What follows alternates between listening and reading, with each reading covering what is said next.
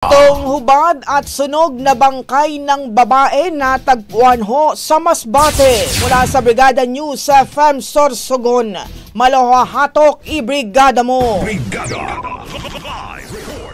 Dumanas ng matinding karahasan ang natagpuang agnas na mga labi ng isang babae sa barangay Pawikan, Katangian, Masbate, malapit sa isang PNP Mobile Force Company detachment. Ayon sa inisyal na investigasyon ng Katangian Municipal Police Station, natagpuan sa madamong bahagi ng Sitio Busay ang mga labi ni Carol Manatad, may asawa, 3 anak at naninirahan sa barangay Kagbatang ng nasabing bayan. May indikasyon pa umano ito ng sexual na pang-aabuso dahil nakahubad ito ng matagpuan at sinunog ang katawan na marahil ay upang pagtakpan ang krimen. Ayon sa salaysay ng tiyuhin, ang biktima ay kolektor sa isang lending institution at patungo na sana ito sa sentro ng bayan upang mag-remit ng pera na nakolekta mula sa mga miyembro ng lending. Subalit hindi na ito nakauwi ng bahay. Ayon sa Katangian Municipal Police Station, iniulat ng biyenan ang biktima na nawawala noong Hunyo 26 ng kasalukuyang taon. Natagpuan ang motorsiklo ng biktima at helmet sa gilid ng kalsada